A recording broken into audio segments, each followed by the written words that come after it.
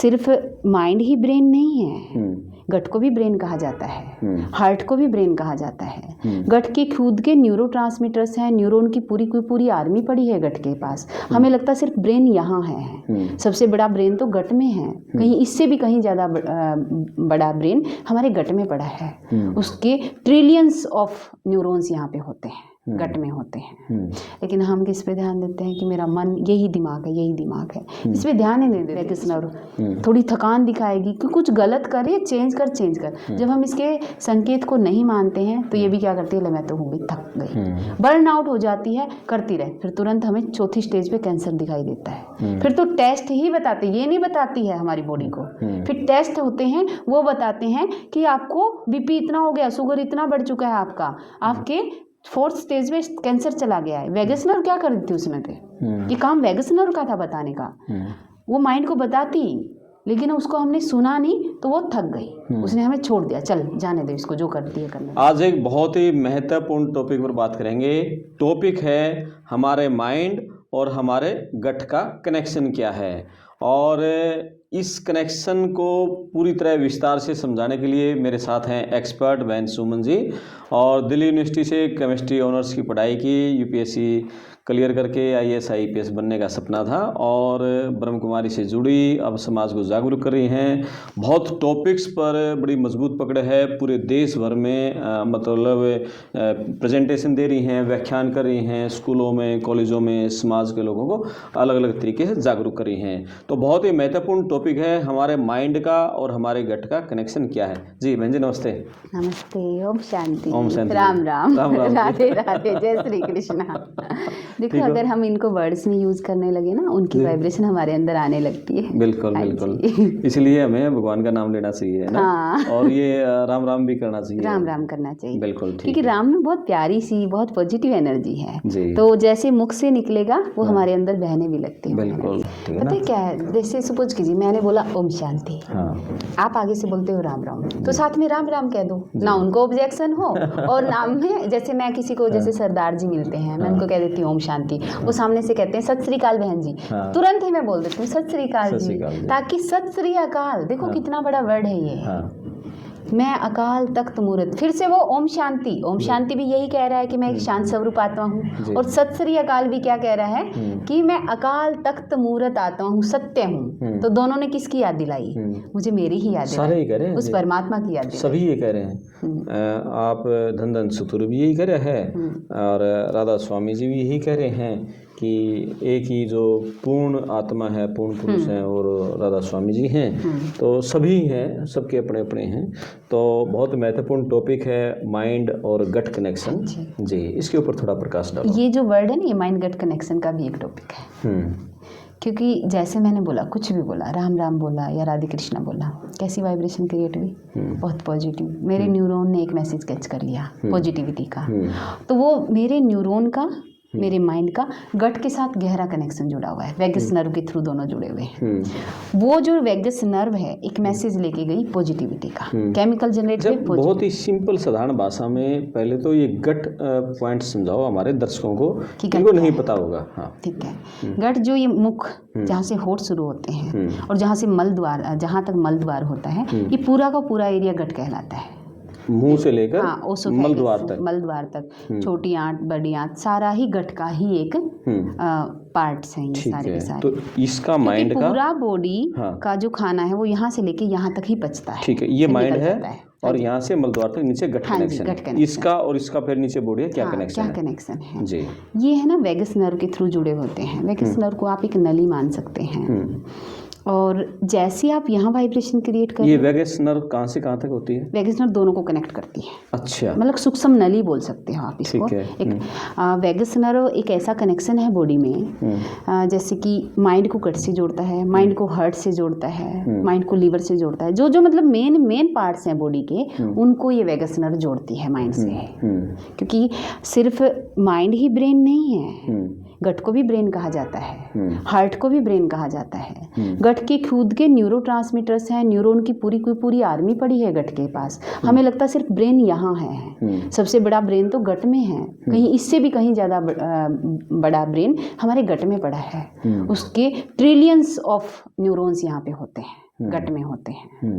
लेकिन हम किस पे ध्यान देते हैं कि मेरा मन यही दिमाग है, यही दिमाग है, इस पे ध्यान ही नहीं देते। इस पे कुछ भी डाले जा रहे हैं, कुछ भी डाले जा रहे हैं। जैसे वाइब्रेशन का खाना इसके पास गया, सड़ा हुआ खाना गया, 10 दिन का पुराना या फिर आप कह लो 6 महीने पुराना पिज़्ज़ा इसके अंदर गया, कि हमारा दिमाग क्या कहते हैं ना, तेरा दिमाग काम नहीं करता, कहते हैं ना दिमाग तेज होता है, ये तुरंत कैच कर लेता है गट के पास जो ब्रेन है कि इसने सड़ा हुआ खाना दिया है मुझे। जो एंडोक्राइन सेल होती है वो 20 से भी ज़्यादा हार्मोन क्रिएट करती है, ठीक है।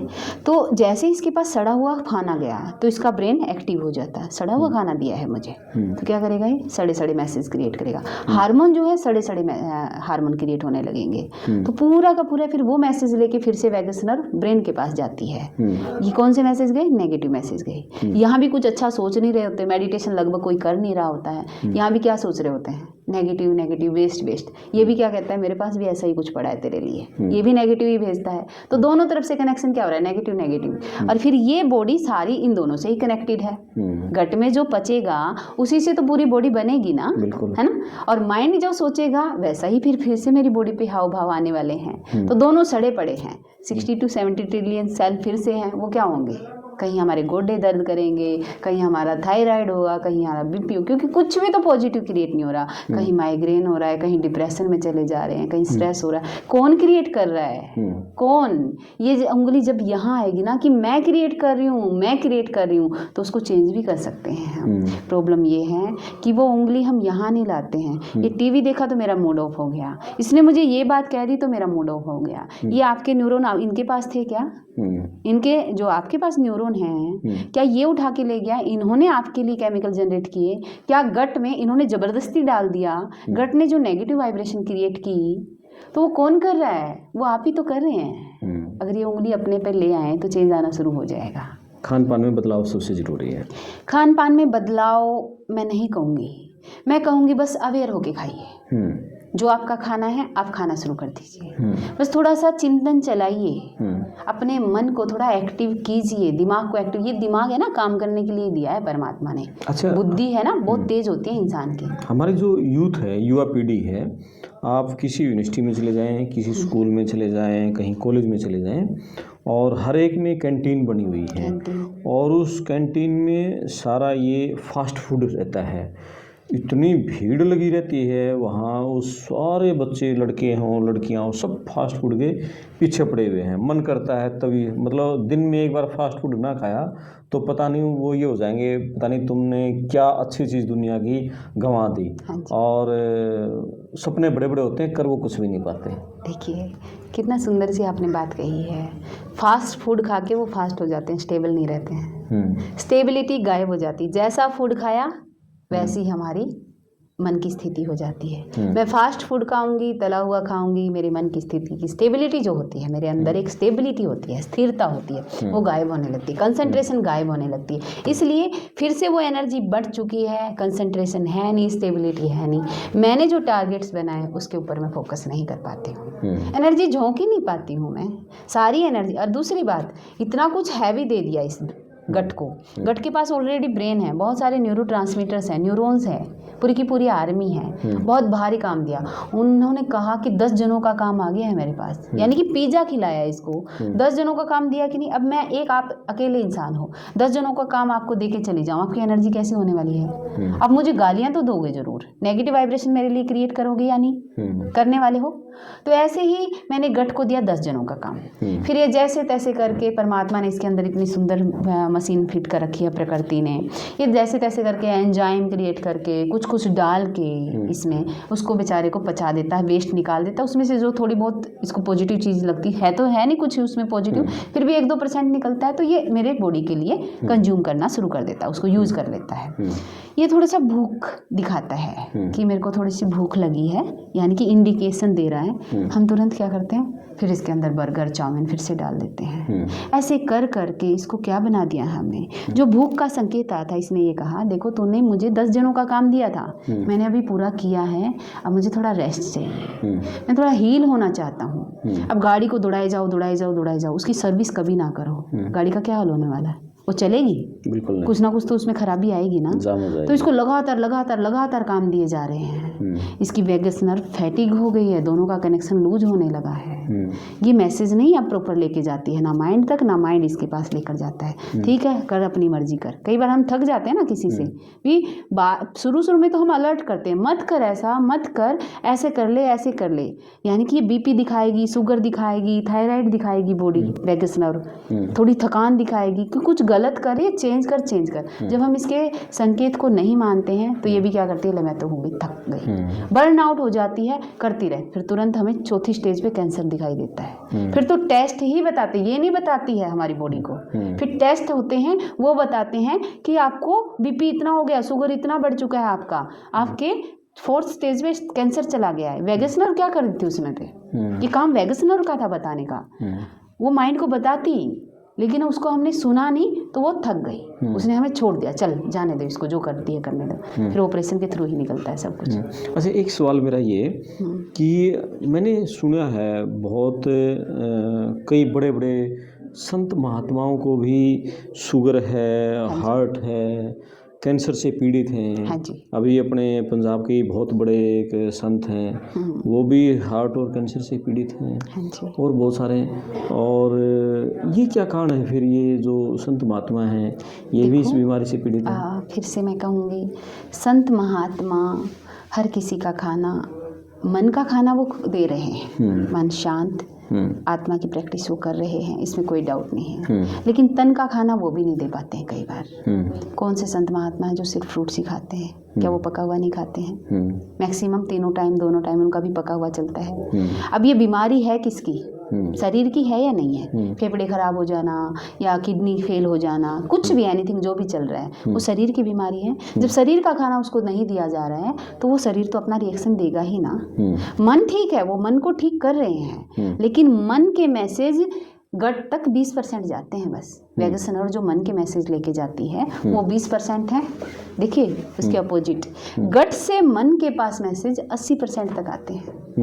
और जब 80% तक गट में कुछ ही जा रहा है, इसका खाना इसको नहीं दिया जा रहा है, 80% मैसेज क्रिएट हो रहे हैं, तो न्यूरॉन भी किस पे काम करेंगे? गट के मैसेज 80% माइंड तक जाते हैं और माइंड के मैसेज 20% गट तक जाते हैं। अगर मैं शांति क्रिएट कर रही हूँ, सुख क्रिएट कर रही हूँ, सुबह गुरु आत्मा की प्रैक्टिस, वैसे तो उस लेवल तक हो भी नहीं पाती है। अगर मेरा तन मन ठीक नहीं है, मतलब तन ठीक नहीं है, मैं प्रॉपर वे से हेल्दी नहीं हूँ, मेरा मन एकदम से एक्यूरेटली परमात्मा के साथ या खुद के साथ कनेक्ट नहीं हो पाता है, क्योंकि बीमारी मुझे फील होती रहती है ना। फिर भी चलो मैं फिर से कहूँगी, मैं practice makes a man perfect. कई बार होता है इतनी प्रैक्टिस कर लेते हैं, विपरीत परिस्थितियों में भी बहुत रोग है लेकिन प्रैक्टिस बहुत अच्छी कर रखी है, तो फिर भी क्या करते हैं, वो आत्मा की प्रैक्टिस कर रहे हैं, अच्छी है, ओके, लेकिन शरीर को तो जो चाहिए वो कई बार नहीं दिया जाता है।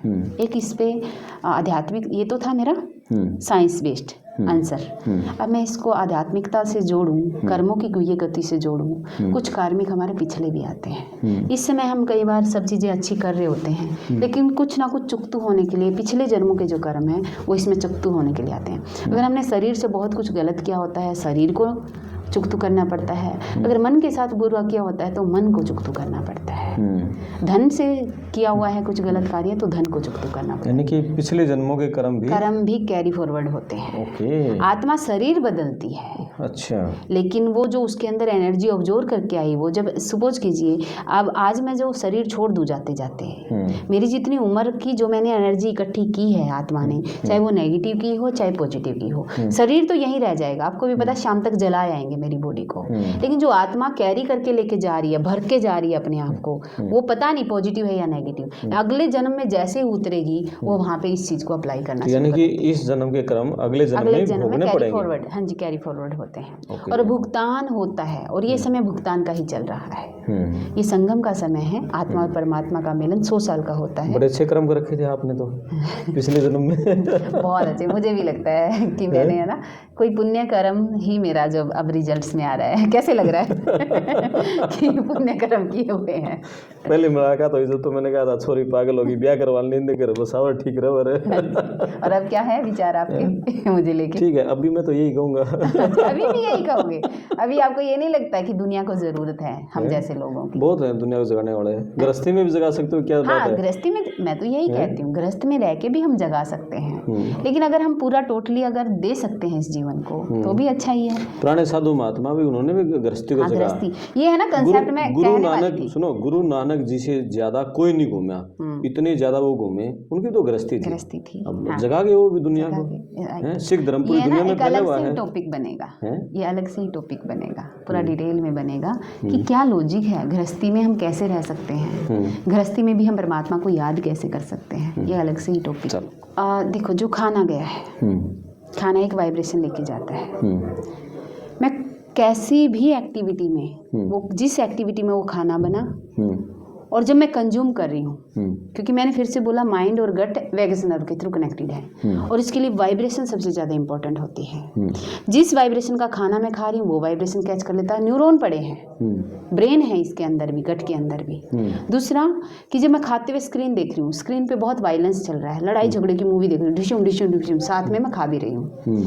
खाना तो सपोज करो मैंने फल ही खाया, मैं ये नहीं कहूँगी कि पिज़्ज़ा खा रहे हैं उसमें, मैंने फल खाया सपोज करो, बट मैंने साथ में स्क्रीन पे वायलेंस देखा, डिशुम डिशुम वाला, पबजी खेल रही हूँ साथ के साथ, यानी कि लड़ाई झगड़ाई।